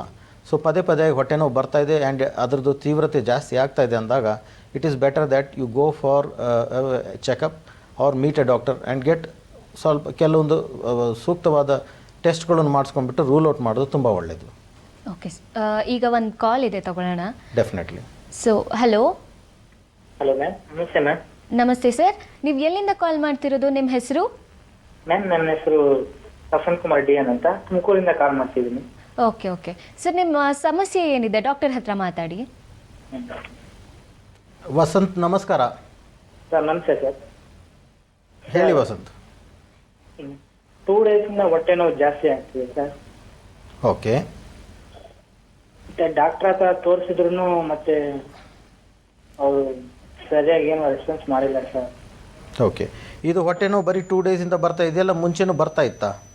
ಸರ್ ಮುಂಚೆನೂ ಬರ್ತಿತ್ತು ಸರ್, ಒಂದಿನ ಹೋಗ್ಬಿಟ್ಟು ಒಂದಿನ. ಓಕೆ. ಮೇಲ್ಗಡೆ ಹೊಟ್ಟೆ ನೋವಾ ಕೆಳಗಡೆ ಹೊಟ್ಟೆ ನೋವು ಇದು? ಸರ್ ಕೆಳಗಡೆ ಹೊಟ್ಟೆ ನೋವು ಸರ್. ಓಕೆ. ಏನಾದರೂ ಸ್ಕ್ಯಾನ್ ಮಾಡಿಸಿದ್ರಾ ಇಲ್ಲಿವರೆಗೆ? ಸರ್ ಸ್ಕ್ಯಾನಿಂಗ್ ಏನಿಲ್ಲ ಸರ್, ಜಾಸ್ತಿ ನೀರು ಕುಡಿ ಅಂತ ಹೇಳ್ತಿದ್ದಾರೆ ಅಷ್ಟೇ ಸರ್ ಡಾಕ್ಟರ್. ಸರಿ. ಇಂಥ ಸಂದರ್ಭದಲ್ಲಿ ಒಂದ್ಸಲ ಹೊಟ್ಟೆ ಸ್ಕ್ಯಾನ್ ಮಾಡಿಸಿ ನೋಡೋದು ಒಳ್ಳೆಯದು ವಸಂತ್. ಅದಾದಮೇಲೆ ನಮಗೆ ಗೊತ್ತಾಗುತ್ತೆ. ಈಗ ಪದೇ ಪದೇ ಹೊಟ್ಟೆ ನೋವು ಬರ್ತಾ ಇದೆ, ಸಿಂಪಲ್ ಪ್ರಾಬ್ಲಮ್ ಏನಾದರೂ ಇದ್ದುಬಿಟ್ಟು, ಈಗ ನೀವು ನೀರು ಕುಡಿ ಅಂದರೆ ಒಂದೊಂದು ಸಲ ಅವ್ರೇನು ತಿಳ್ಕೊತಾರೆ ಯೂರಿನ್ ಇನ್ಫೆಕ್ಷನ್ ಇರ್ಬೋದು, ಅದಕ್ಕೆ ನೀರು ಕುಡಿಯೋದ್ರಿಂದ ಕ್ಲಿಯರ್ ಆಗುತ್ತೆ ಅಂತ ಅಂದ್ಕೊತಾ ಇರ್ಬೋದು. ಸೊ ಇಲ್ಲಿವರೆಗೆ ಯಾವುದೋ ಟೆಸ್ಟ್ ಆಗಿಲ್ಲ ಅಂದರೆ ಬೆಸ್ಟ್ ಈಸ್ ಒಂದು ಹೊಟ್ಟೆದ ಅಲ್ಟ್ರಾಸೌಂಡ್ ಸ್ಕ್ಯಾನ್ ಮಾಡಿಸೋದು ಒಳ್ಳೆಯದು. Okay sir. ಇದರಲ್ಲಿ ತೊಂದರೆ ಗೊತ್ತಾಗ್ಬಿಡುತ್ತೆ ಎಷ್ಟೋ ಸಲ. ಆಮೇಲೆ ಅದಕ್ಕೆ ತಕ್ಕಾದ ಟ್ರೀಟ್ಮೆಂಟ್ ಕೊಡೋದ್ರಿಂದ ಮೆಡಿಸಿನ್ಸಿಂದನೇ ಎಷ್ಟೋ ಸಲ ಸಾಲ್ವ್ ಆಗಬಹುದು.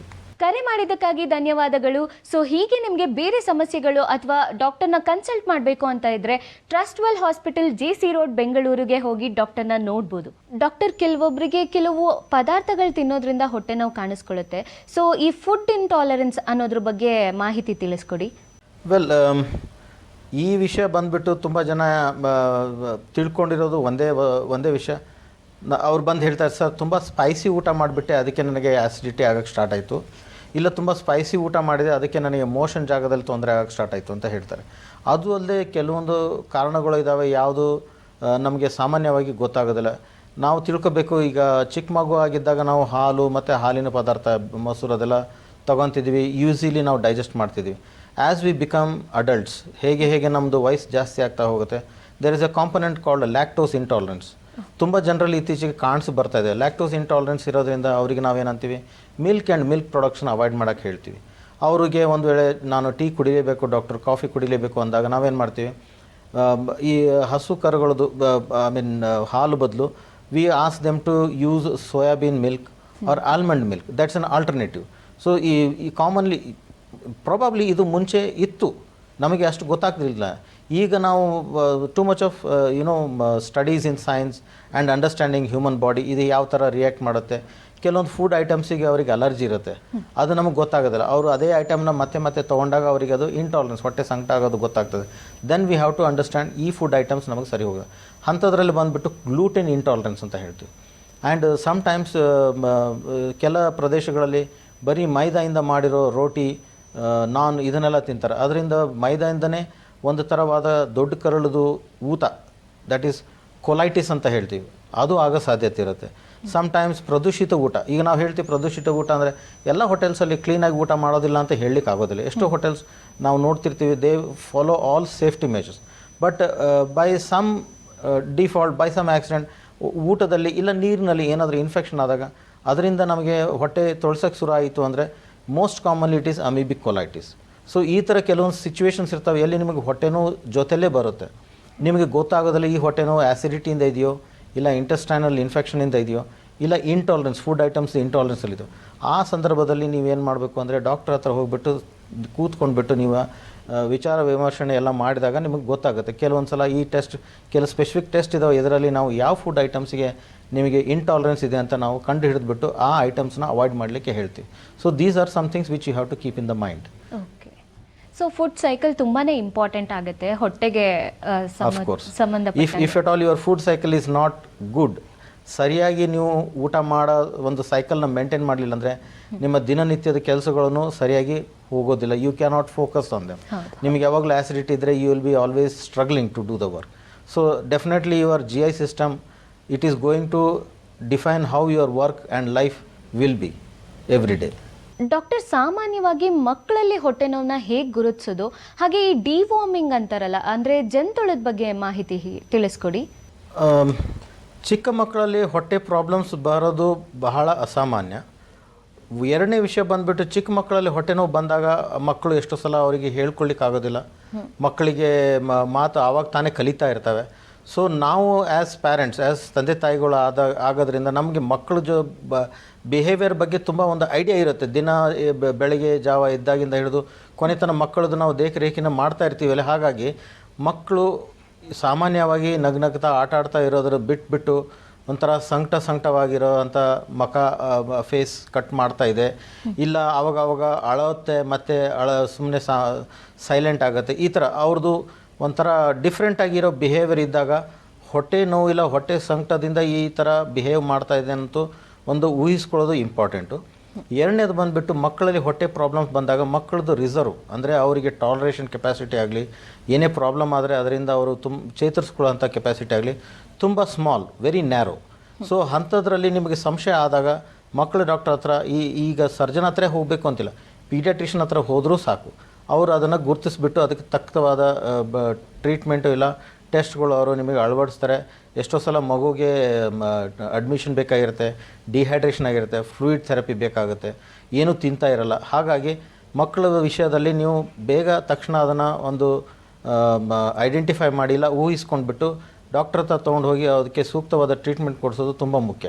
ಅಡಲ್ಟ್ಸ್ ತಾಳ್ಕೋಬಹುದು, ಎಷ್ಟೋ ಸಲ ಅವರು ದಿನಗಟ್ಟಲೆ ಸ್ಟಮಕ್ ಪೇನ್ ತಾಳ್ಕೊಂಡ್ಬಿಟ್ಟು ಅದನ್ನು ಇಗ್ನೋರ್ ಮಾಡಿ then there is a time for adults to carry on with a further therapy. But ಮಕ್ಕಳಲ್ಲಿ ನಿಮಗೆ ತುಂಬ ನ್ಯಾರೋ ವಿಂಡೋ ಸಿಗುತ್ತೆ. ಎರಡನೇದು ಬಂದುಬಿಟ್ಟು ಎಲ್ಲರೂ ಮಕ್ಕಳಿಗೆ ಆವಾಗವಾಗ ಡಿವರ್ಮಿಂಗ್ ಟ್ಯಾಬ್ಲೆಟ್ಸ್ ಕೊಡ್ತಾರೆ. This is something called parasitic infection. ನಮ್ಮ ಇವಾಗ ಇನ್ಫೆಕ್ಷನ್ ಪ್ಯಾಟರ್ನಲ್ಲಿ ನೋಡಿದ್ರೆ we have bacterial infection, we have viral infection, like we came across big pandemic Covid which was viral infection. ಆಮೇಲೆ ಬಂದುಬಿಟ್ಟು we have parasitic infection like ನೀವು ಹೊಟ್ಟೆ ಹುಳುಗಳು ಜಂತುಗಳು ಅಂತ ಹೇಳ್ತೀವಿ ಅದು. ಆಮೇಲೆ ಬಂದುಬಿಟ್ಟು ಫಂಗಲ್ ಇನ್ಫೆಕ್ಷನ್. ಪ್ಯಾರಾಸೈಟಿಕ್ ಇನ್ಫೆಕ್ಷನ್ ಮಕ್ಕಳಲ್ಲಿ ತುಂಬ ಕಾಮನ್, ಯಾಕಂದರೆ ಮಕ್ಕಳು ಕ್ಲೀನ್ಲಿನೆಸ್ ಅಳವಡಿಸ್ಕೊಳ್ಳೋಕೆ ಬರಲ್ಲ. ಅವು ಪಾಪ ತುಂಬ ಮುಗ್ಧವಾದ ಮತ್ತು ನಿರ್ಮಲವಾದ ಮನಸ್ಸು, ಕೆಳಗಡೆ ಕೂತ್ಕೊಂಡ್ಬಿಟ್ಟು ಮಣ್ಣು ಅದು ಮತ್ತು ಇದರಲ್ಲಿ ಡಸ್ಟಲ್ಲೆಲ್ಲ ಆಟ ಆಡ್ತಾರೆ. ಹಾಗಾಗಿ ಅವ್ರದ್ರಲ್ಲಿ ಇನ್ಫೆಕ್ಷನ್ ಆಗೋ ಸಾಧ್ಯತೆ ಇರುತ್ತೆ. ನಾವು ಯಾವಾಗಲೂ ಊಟ ಮಾಡೋಕ್ಕಿಂತ ಮುಂಚೆ we go to wash our hands. ಅದು ಮಕ್ಕಳಲ್ಲಿ ಇರೋಲ್ಲ, ಏನು ಕೈಯಲ್ಲಿ ಸಿಗುತ್ತಾ ತೊಗೊಂಡ್ಬಿಟ್ಟು ತಿಂತಾರೆ. ಸೊ ಅವ್ರದ್ರಲ್ಲಿ ಇನ್ಫೆಕ್ಷನ್ ಆಗೋ ಸಾಧ್ಯತೆ ಕಾಮನ್ ಇರುತ್ತೆ ಅಂತ ಹೇಳಿಬಿಟ್ಟು ಅವಾಗ ಅವ್ರಿಗೆ ಹೊಟ್ಟೆ ಸಂಕಟ ಆಗುತ್ತೆ, ಆಹಾರ ಸರಿಯಾಗಿ ತಿನ್ನೋದಿಲ್ಲ. ಆ ಸಂದರ್ಭದಲ್ಲಿ ನಾವು ಬರೀ ಇಮ್ಯಾಜಿನ್ ಮಾಡಿಬಿಟ್ಟು ಡಿವರ್ಮಿಂಗ್ ಟ್ಯಾಬ್ಲೆಟ್ ಕೊಡ್ತೀವಿ. ಬಟ್ ಇದೇ ಕಾಮನ್ ಇಲ್ಲ ಅಡಲ್ಟ್ಸಲ್ಲಿ, ಯಾಕಂದರೆ ಅಡಲ್ಟ್ಸ್ ಕ್ಲೀನ್ನೆಸ್ ಮೇಂಟೈನ್ ಮಾಡ್ತಾರೆ, ಹೈಜೀನ್ ಮೇಂಟೈನ್ ಮಾಡ್ತಾರೆ, ಅವರಲ್ಲಿ ಇನ್ಫೆಕ್ಷನ್ ಆಗೋ ಸಾಧ್ಯತೆ ಕಡಿಮೆ. ಬಟ್ ಯಾವಾಗಾದರೂ ಪೇಷಂಟ್ಸ್ ಹೊರಗಡೆ ಊಟ ಮಾಡೋದ್ರಿಂದ ಅಮೀಬಿಕ್ ಕೊಲೈಟಿಸು ಇಲ್ಲ ಗ್ಯಾಸ್ಟ್ರೋಎಂಟರೈಟಿಸ್ ಅಂತ ಬಂದಾಗ we have a pattern of working. ಅವರಿಗೆ ಬರೀ ಆ್ಯಂಟಿಬಯೋಟಿಕ್ಸ್ ಅಷ್ಟೇ ಕೊಡೋದಿಲ್ಲ, ಅವ್ರದ್ರಲ್ಲಿ ನಾವೇನೋ ಡಿವರ್ಮಿಂಗ್ ಟ್ಯಾಬ್ಲೆಟು ಕೊಟ್ಬಿಡ್ತೀವಿ, thinking that it's a mixed infection. ಪ್ರದೂಷಣ ಆಗಿರೋ ಆಹಾರ ಎಲ್ಲ ಥರದ್ದು ಕ್ರಿಮಿಕೀಟಗಳದಿಂದ ಪ್ರದೂಷಣ ಆಗಿದೆ ಅಂತ ಹೇಳಿಬಿಟ್ಟು ನಾವು ಎಲ್ಲ ಮೆಡಿಕೇಷನ್ ಒಂದೇ ಸಲ ಕೊಡ್ತೀವಿ. ಸೊ ಅಡಲ್ಟ್ಸಲ್ಲಿ ಡಿವರ್ಮಿಂಗ್ ಈಸ್ ರೇರ್, ಬಟ್ ಮಕ್ಕಳಲ್ಲಿ deworming is very common provided it is paediatric doctor ನಿಗ್ರಾಣದಲ್ಲಿ ತಗೊಳ್ಳೋದು ಒಳ್ಳೆಯದು. ನೀವಾಗಿಯೇ ಸೆಲ್ಫ್ ಮೆಡಿಕೇಷನ್ ಕೊಡೋದು ಒಳ್ಳೆಯದಲ್ಲ. ಓಕೆ, ಸೊ ಕ್ಲೆನ್ಲಿನೆಸ್ ತುಂಬಾ ಇಂಪಾರ್ಟೆಂಟ್, ಯಾರೇ ಆಗಿರಲಿ ಎಷ್ಟು ವಯಸ್ಸಿನವರಾಗಿ. Of course cleanliness is next to God. That is ಹೇಳ್ತಾರಲ್ಲ, ವೇದ ಸುಳ್ಳಾದರೂ ಗಾದೆ ಸುಳ್ಳಾಗೋದಿಲ್ಲ ಅಂತ ಹೇಳ್ಬಿಟ್ಟು. ಇದೆಲ್ಲ ನಾವು ತುಂಬ ಎಕ್ಸ್ಪೀರಿಯನ್ಸಿಂದ ನಮ್ಮ ಪೂರ್ವಜರು ಮಾಡಿರೋ ಗಾದೆ ಮಾತುಗಳು. So cleanliness is next to God, of course, because cleanliness lead to a healthy lifestyle, and a healthy lifestyle will lead to a productive lifestyle and a productive society. So how much our health, especially related to our intestinal system, digestive system, is related to our cleanliness, you can make out. ಅದರಿಂದನೇ ಗೊತ್ತಾಗುತ್ತೆ ನಮಗೆ. Okay sir, ಎಲ್ಲ ಹೊಟ್ಟೆ ನೋವಿಗೂ ನಾವು scan ಮಾಡಿಸ್ಲೇಬೇಕಾ, ಅಥವಾ ಇವಾಗ ಬಿಸಿ ನೀರು ಕುಡಿದ್ವಿ, so ಇವಾಗ ಬಂದಿದ್ದ ಹೊಟ್ಟೆ ನೋವು ಸರಿ ಹೋಯಿತು, ಮತ್ತು ಇನ್ನೊಂದು ಸ್ವಲ್ಪ ಹೊತ್ತು ಬಿಟ್ಕೊಂಡು ಮತ್ತೆ ಬಂತು, ಸೊ ಆ ಥರ ಏನಾದರೂ ಸಮಸ್ಯೆಗಳಿದ್ದರೆ ಸ್ಕ್ಯಾನ್ ಹೇಗೆ ಇದು ಮಾಡಬೇಕು? This is A reasonable question actually. ಎಷ್ಟೋ ಸಲ ಪೇಷಂಟ್ಸ್ ಅನ್ಕೊತಾರೆ ಸ್ವಲ್ಪ ಹೊಟ್ಟೆ ನೋವು ಅಂತ ನಾವು ಡಾಕ್ಟರ್ ಹತ್ರ ಹೋದರೆ ಎಲ್ಲ ಟೆಸ್ಟ್ಗಳು ಬರೆದು ಬಿಡ್ತಾರೆ, ಸ್ಕ್ಯಾನ್ಗಳು ಬರೆದು ಬಿಡ್ತಾರೆ. ಮತ್ತು ಕೆಲವೊಂದು ಸಲ ಕೆಲ ಪೇಷಂಟ್ಸ್ ಅಂತಾರೆ ಏನಕ್ಕಪ್ಪ ಹೋಗೋದು ಸುಮ್ಮನೆ ಡಾಕ್ಟರ್ ಹತ್ರ, ಇಲ್ಲ ಟೆಸ್ಟ್ ಬರೀತಾರೆ ಮನೆಯಲ್ಲೇ ನಾವೇನದು. ಇದರಲ್ಲಿ ಬಹಳ ಸಿಂಪಲ್ ಫಾರ್ಮುಲಾ ಇದೆ. ನೀವು ತಿಳ್ಕೊಬೇಕಾಗಿರೋದಿಷ್ಟೇ, ಸಾಮಾನ್ಯವಾದ ಹೊಟ್ಟೆ ನೋವು ನಿಮಗೆ ಇಂಡೈಜೆಷನ್ ಇಲ್ಲ ಆ್ಯಸಿಡಿಟಿ ಆಗೋದ್ರಿಂದ ಬಂದಿದೆ, ನೀವು ಹೋಮ್ ರೆಮಿಡಿ ಯಾವುದಾದ್ರೂ ತೊಗೊಂಡ್ಬಿಟ್ಟು ಅದರಿಂದ ಅದು ಸೆಟ್ಲ್ ಆಯಿತು. ಸ್ವಲ್ಪ ನೀವು ಬ್ಲಾಂಡ್ ಡಯಟ್, ತುಂಬ ಸ್ಪೈಸಿ ಇಲ್ಲದೆ ಇರೋಂಥದ್ದು, ಸರಳವಾಗಿ ಜೀರ್ಣ ಆಗೋಂಥ ಬೇಯಿಸಿರೋಂಥ ಆಹಾರ ತೊಗೊಂಡು ನಿಮ್ಮದು ಹೊಟ್ಟೆದು ಸಂಕಟ ಅದೆಲ್ಲ ಸೆಟ್ಲ್ ಆದರೆ ಮತ್ತೆ ಪುನಃ ಬಂದಿಲ್ಲ ಅಂದರೆ ಅದಕ್ಕೆ ನೀವು ಏನಾದರೂ ಟೆಸ್ಟ್ ಮಾಡಿಸೋದು ಬೇಕಾಗಿಲ್ಲ, ಇಲ್ಲ ಡಾಕ್ಟರ್ ಹತ್ರ ಹೋಗೋದು ಬೇಕಾಗಲಿಕ್ಕಿಲ್ಲ. ಪದೇ ಪದೇ ಹೊಟ್ಟೆ ನೋವು ಬರ್ತಾಯಿದೆ, ಮೆಡಿಸಿನ್ಸ್ ಸೆಲ್ಫ್ ಮೆಡಿಕೇಷನ್ ಹೆಲ್ಪ್ ಆಗ್ತಾಯಿಲ್ಲ, ಮತ್ತು ಆ ಹೊಟ್ಟೆ ನೋವುದು ತೀವ್ರತೆ ಜಾಸ್ತಿ ಆಗ್ತಾಯಿದೆ, ಅಂಥದ್ರಲ್ಲಿ ಇಗ್ನೋರ್ ಮಾಡೋದು ಪರಿಗಣಿಸೋದು ಒಳ್ಳೆಯದಲ್ಲ. ಆ ಸಂದರ್ಭದಲ್ಲಿ ಡಾಕ್ಟರ್ ಹತ್ರ ಹೋಗಬೇಕಾಗುತ್ತೆ. ಆವಾಗ ಡಾಕ್ಟರ್ ಆ ಪ್ರಾಬ್ಲಮನ್ನು ಸರಿಯಾಗಿ ಅಳವಡಿಸ್ಕೊಂಡ್ಬಿಟ್ಟು ಅದನ್ನು ತಿಳ್ಕೊಂಬಿಟ್ಟು ಸ್ಕ್ಯಾನು ಬೇಕಾದರೆ ಸ್ಕ್ಯಾನ್ ಬರೀತಾರೆ, ಇಲ್ಲ ಎಷ್ಟೋ ಸಲ ಬರೀ ಇನ್ಫೆಕ್ಷನ್ ಇದ್ದರೆ ಮೆಡಿಸಿನ್ಸ್ ಕೊಟ್ಟು ನೋಡ್ತಾರೆ. ಎಲ್ಲ ಹೊಟ್ಟೆ ನೋವಿಗೆ ಸ್ಕ್ಯಾನೇ ಸೂಕ್ತವಾದ ಟೆಸ್ಟು ಅನ್ನೋಕ್ಕೆ ಏನೂ ಅದಕ್ಕೆ ಕಾರಣ ಇಲ್ಲ. ಏನು ಕಾರಣದಿಂದ ಹೊಟ್ಟೆ ನೋವು ಬರ್ತಾಯಿದೆ ಅದ್ರ ಪ್ರಕಾರ ಸ್ಕ್ಯಾನ್ ಬೇಕೋ ಬೇಡವೋ ಅಂತ ನಿರ್ಣಯ ಮಾಡಬೇಕೇ ಆಗುತ್ತೆ ಅವಾಗ. ಸರ್, ಇವಾಗ ಸೆಲ್ಫ್ ಮೆಡಿಕೇಶನ್ ಅಂತ ತಗೋತೀವಿ, ಅದು ಎಷ್ಟರ ಮಟ್ಟಿಗೆ ಸರಿ? ಆಮೇಲೆ ಅದರಿಂದ ಆಗುವಂಥ ಸೈಡ್ ಎಫೆಕ್ಟ್ಸ್, ಇವಾಗ ಕಾನ್ಸ್ಟಿಪೇಷನ್ ಆಗಿರುತ್ತೆ, ಸಡನ್ನಾಗಿ ಮೆಡಿಕಲ್ಗೆ ಹೋಗಿ ಯಾವುದೋ ಒಂದು ಟ್ಯಾಬ್ಲೆಟ್ ತೊಗೊಳ್ಳೋದು, ಮತ್ತೆ ನೆಕ್ಸ್ಟ್ ಇನ್ನೊಂದು ಸಲ ಹಾಗೆ ಆಯಿತು, ಮತ್ತೆ ಪದೇ ಪದೇ ಅದೇ ತೊಗೋತಾ ಇರೋದು, ಒಂದು 3 ಹೊತ್ತಿಗೂ ಪದೇ ಪದೇ ತೊಗೋತಾನೆ ಇರೋದು. ಸೊ ಇದರಿಂದ ಏನೇನು ಪ್ರಾಬ್ಲಮ್ಸ್ ಆಗ್ಬೋದು? ವೆಲ್, ಸೆಲ್ಫ್ ಮೆಡಿಕೇಷನ್ ಇತ್ತೀಚೆಗೆ ತುಂಬಾ ಕಾಮನ್ ಆಗಿದೆ. ಎಲ್ಲರಿಗೂ ಗೂಗಲ್ ಆ್ಯಕ್ಸೆಸ್ ಇದೆ. ಸೊ ಸಿಮ್ಟಮ್ಸ್ನ ಅವರು ಗೂಗಲಲ್ಲಿ ಮಾಡಿಬಿಟ್ಟು ಏನು ಮೆಡಿಸಿನ್ಸ್ ತೊಗೋಬೇಕು ಅಂತ ತಮ್ಮಷ್ಟಕ್ಕೆ ತಾವೇ ಅವರು ಒಂದು ಪರಿಹಾರ ಹುಡ್ಕೊಳ್ಳಿಕ್ಕೆ ಟ್ರೈ ಮಾಡ್ತಾರೆ. That's all good, but to some extent it is okay. ಯಾಕಂದರೆ ತುಂಬ ಕಾಮನ್ ಪ್ರಾಬ್ಲಮ್ಸ್ ಬಂದುಬಿಟ್ಟು ಈ ನಿಮಗೆ ಡೈಜೆಷನ್ ಸರಿಗಾಗಿಲ್ಲ, ಇಲ್ಲ ಕಾನ್ಸ್ಟಿಪೇಷನ್ ಆಗಿದೆ, ಇಲ್ಲ ಲೂಸ್ ಮೋಷನ್ಸನ್ನು ಸ್ಟಾಪ್ ಮಾಡಲಿಕ್ಕೆ ಅಂತ ಮಾತ್ರೆ ತೊಗೊತಾರೆ, ಅದೆಲ್ಲ okay. Self medication is helpful ಅಂದರೆ ಫೈನ್. ಪದೇ ಪದೇ ಅದೇ ಪ್ರಾಬ್ಲಮ್ ಬರ್ತಾ ಇರೋದ್ರಿಂದ ಸೆಲ್ಫ್ ಮೆಡಿಕೇಟ್ ಮಾಡ್ತಾ ಹೋದರೆ then it is not good.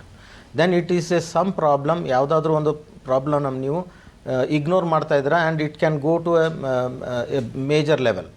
ಅದು ಆಗೋಕ್ಕೆ ಬಿಡಬಾರ್ದು. ಅದಕ್ಕೆ ಒಂದು ವೇಳೆ ನಿಮಗೆ ಅದು ಪದೇ ಪದೇ ತೊಂದರೆ ಕೊಡ್ತಾ ಇದೆ, then it's a signal that ನೀವು ಡೀಲ್ ಮಾಡ್ತಾ ಇರೋದು ಸಾಮಾನ್ಯ ಪ್ರಾಬ್ಲಮ್ ಅಲ್ಲ, ಸೆಲ್ಫ್ ಮೆಡಿಕೇಷನಿಂದ ಸೆಟ್ಲ್ ಆಗೋ ಪ್ರಾಬ್ಲಮ್ ಅಲ್ಲ. ಆ್ಯಸಿಡಿಟಿಗೆ ಮಾತ್ರೆ ತೊಗೊತೀರಾ, ಸರಿ, ಸಿಂಪಲ್ ಗ್ಯಾಸ್ಟ್ರೈಟಿಸ್ ಇತ್ತು, ಸೆಟ್ಲ್ ಆಯಿತು, fine.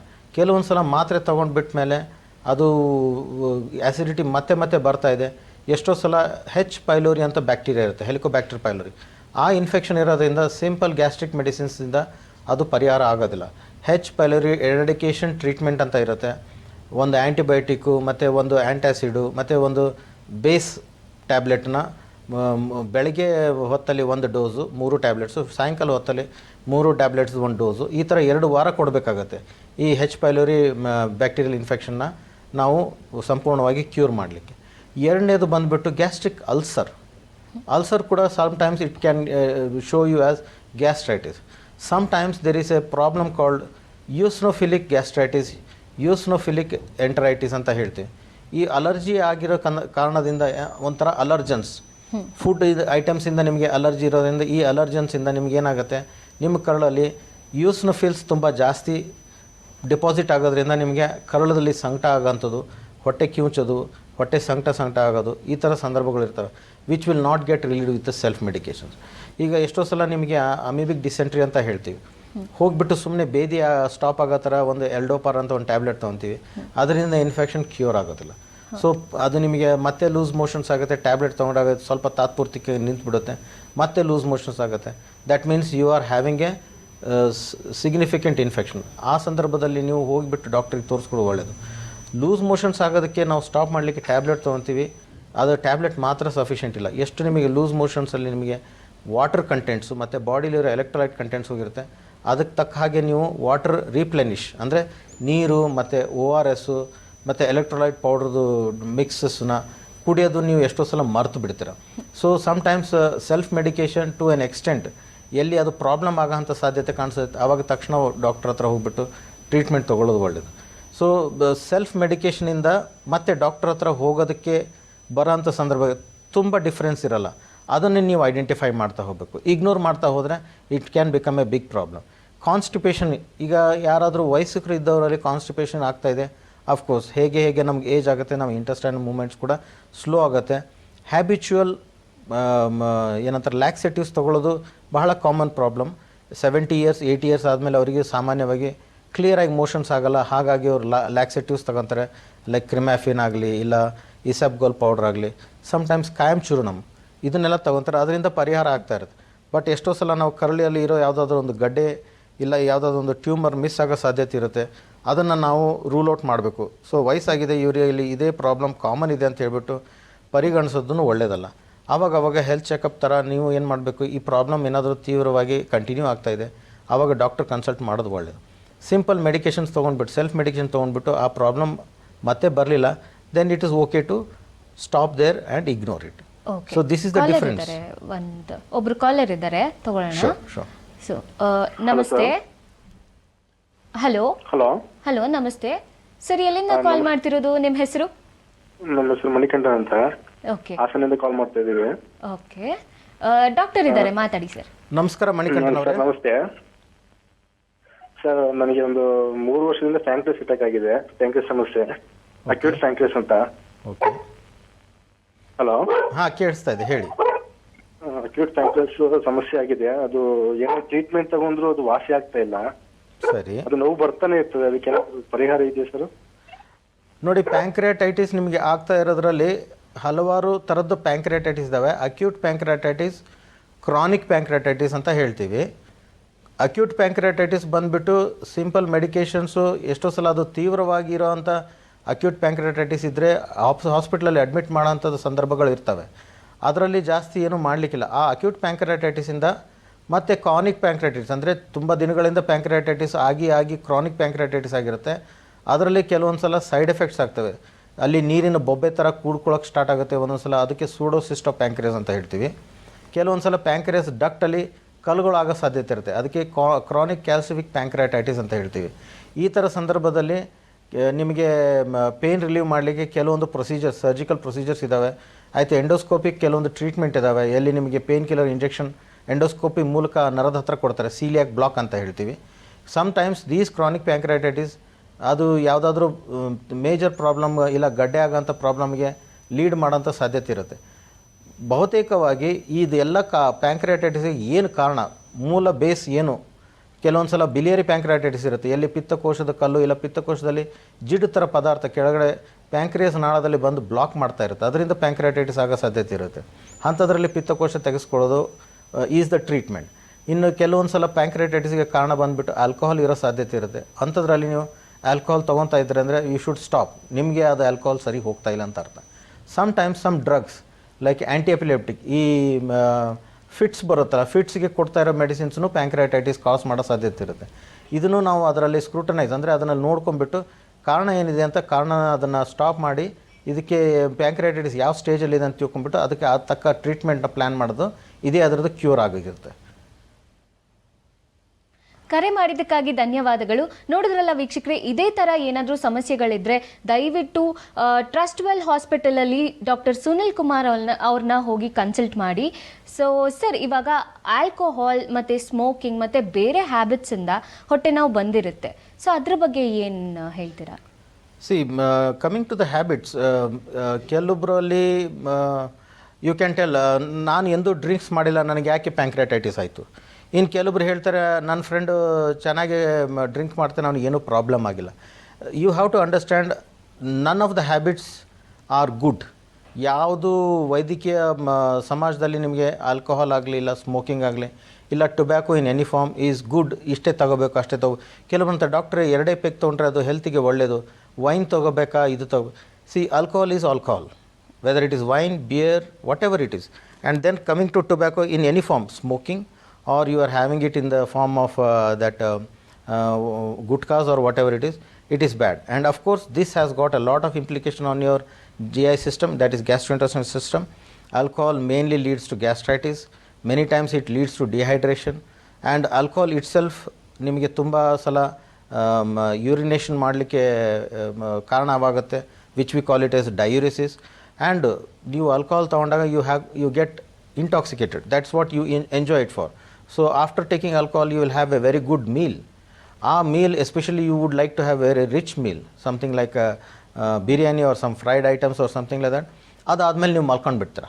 So then to digest this rich food you need water, and the alcohol which ಯಾವುದು ನಮ್ಮ ಶ್ವಾಸದಿಂದ ಹೊರ ಹೋಗುತ್ತೆ, actually it gets eliminated through our breath.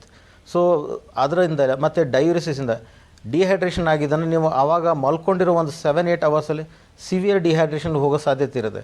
That is what is the reason for the next days weakness, headache, ಈ ಥರ ಎಲ್ಲ ಹೇಳಿರ್ತಾವೆ. ನಾವು ಹ್ಯಾಂಗ್ over ಅಂತ ಹೇಳ್ತೀವಲ್ಲ, ಕೆಲವೊಬ್ಬರಿಗೆ ಇದು ಸಾಮಾನ್ಯವಾದ ಪ್ರೋಗ್ರಾಮ್ ಆಗಿರುತ್ತೆ. Every day alcohol is not recommended. First of all alcohol itself is not recommended. And then second is of course smoking. ಎಷ್ಟೋ ಜನ ಸ್ಮೋಕ್ ತೊಗೊಂಡ್ಬಿಟ್ಟು ಅವ್ರು ವಾಶ್ರೂಮ್ಗೆ ಹೋಗ್ತಾರೆ. They make it as an habit thinking that it gives them relaxation. Nicotine does have, ಅಂದರೆ ಟೊಬ್ಯಾಕೋಲಿರೋ nicotine ನಮ್ಮ ದೇಹದ ಪಾರ್ಟ್ಸ್ ಮೇಲೆ ಸ್ವಲ್ಪ ಇನ್ಫ್ಲುಯೆನ್ಸ್ ಇದೆ. ಬಟ್ ಅದರಿಂದ ನಿಮಗೆ GI ಸಿಸ್ಟಮು ಮತ್ತು ನಿಮ್ಮ ಇಂಟೆಸ್ಟೈನಲ್ ಡೈಜೆಷನ್ ಸಿಸ್ಟಮು ಮತ್ತು ನಿಮ್ಮದು ಸ್ಟ್ರೆಸ್ ಲೆವೆಲ್ಸು ಇದರಲ್ಲೆಲ್ಲ ವೇರಿಯೇಷನ್ ಆಗೋ ಸಾಧ್ಯತೆ ಇರುತ್ತೆ. ಯಾರು ಈ ಎಲ್ಲ ಹ್ಯಾಬಿಟ್ಸ್ ಮಾಡಿಬಿಟ್ಟು ಅದರಿಂದ ನರಳಾಡ್ತಾ ಇರ್ತಾರೋ ಅವರಿಗೆ strong recommendation they should stop it. Stop ಮಾಡಿದ ಮೇಲೆ ತಾನೇ ಅವ್ರಿಗೆ ಗೊತ್ತಾಗೋದು ಈ ಹ್ಯಾಬಿಟ್ಸಿಂದ ನನಗೆ ತೊಂದರೆ ಆಗ್ತಾಯಿದೆ ಅಂತ. ಇನ್ನು ನನ್ನ ಜೊತೆಗಾರ್ತನಿಗೆ ಏನೂ ಆಗೋದಿಲ್ಲ, ನನಗೆ ಯಾಕೆ ಆಗ್ತಾಯಿದೆ, ಈ ಥರ ಕಂಪ್ಯಾರಿಸನ್ ಮಾಡೋದ್ರಲ್ಲಿ ಏನೂ ಅರ್ಥ ಇಲ್ಲ. ನಮಗೆ ಬಂದು ಹೇಳ್ತಾರೆ ಎಷ್ಟೋ ಸಲ, ನಾನು ಒಂದು ಸಲ ಸ್ಮೋಕ್ ಮಾಡಿಲ್ಲ, ನನ್ನ ಫ್ರೆಂಡ್ ಸ್ಮೋಕ್ ಮಾಡಿದ್ದಾನೆ, ನನಗೆ ಅಂದರೆ ಲಂಗ್ಸಲ್ಲಿ TB ಆಗಿದೆ, ಅವನಿಗೇನೂ ಆಗಿಲ್ಲ. ಈ ಥರ ಕಂಪ್ಯಾರಿಸನ್ ಮಾಡಲಿಕ್ಕೆ ನಾವೆಲ್ಲರೂ ಸಾಮಾನ್ಯವಾಗಿ ಕಾಣೋ ಮನುಷ್ಯರು ಅಲ್ಲೇ ಅಲ್ಲ. ನಮ್ಮದು ಎಲ್ಲ ಬೆರಳುಗಳು ಹೇಗೆ ಸಾಮಾನ್ಯವಾಗಿಲ್ಲೋ ಹಾಗೆ ಪ್ರತಿ ಜನರದು DNA ಸಾಮಾನ್ಯವಾಗಿಲ್ಲ. ಸೊ ಈ ಥರ ಇದ್ದಾಗ ನೀವು ನಿಮ್ಮ ಜೊತೆಲೇ bad habits, we don't call it just habits, it's bad habits, ಅದ್ರ ಜೊತೆ ಎಕ್ಸ್ಪೆರಿಮೆಂಟ್ ಮಾಡೋದು it is like taking risk with your life. The moment you realise these habits are not helping you out, rather causing more damage to your body, better to stop, because this life is a gift, and when you know that your body is not supporting it, it's better to stop and cultivate healthy habits. Like if you have the habit of smoking, rather than that you can have a habit of trekking or going around with friends for tours, trips, and or nowadays there is a new culture, bike riding or even night camping. So ತುಂಬ ಥರದ ಈ activities ಎಲ್ಲ ಈಗ ನಮ್ಮ ಸಮಾಜದಲ್ಲಿ ಬರ್ತಾ ಇರೋದು ಏನಕ್ಕೆ, just to get out of all these bad companies, that's all. So I can tell that these all good companies, good habits will lead you to a good healthy lifestyle. Otherwise bad habits are never good for your body or nor your physiology. So part of the physiology is your GI system, gastrointestinal system, definitely. Doctor, ಇಷ್ಟೊತ್ತು ನಮ್ಮ ಜೊತೆ ಇದ್ದು ನಿಮ್ಮ ಅಮೂಲ್ಯವಾದ ಸಮಯನ ಕೊಟ್ಟು ನಮಗೆ ಹೊಟ್ಟೆ ನೋವಿನ ಬಗ್ಗೆ ಸಾಕಷ್ಟು ಮಾಹಿತಿಗಳನ್ನ ನಮ್ಮ ವೀಕ್ಷಕರಿಗೆ ನಮಗೆ ತಿಳಿಸ್ಕೊಟ್ರಿ. ಸೊ ತುಂಬ ಹೃದಯದ ಧನ್ಯವಾದಗಳು. Thank you very much. ನೋಡಿದ್ರಲ್ಲ ವೀಕ್ಷಕರೇ, ಇದಾಗಿತ್ತು ಇವತ್ತಿನ ನಮ್ಮ ಸಿರಿ ಡಾಕ್ಟರ್ಸ್ ಲೈವ್. ನಮ್ಮ ಡಾಕ್ಟರ್ ಎಷ್ಟು ಇನ್ಫಾರ್ಮೇಟಿವ್ ಆಗಿ ಎಷ್ಟೊಂದು ಮಾಹಿತಿನ ತಿಳಿಸ್ಕೊಟ್ರು ನಮಗೆ. ಸೊ ಧನ್ಯವಾದಗಳು.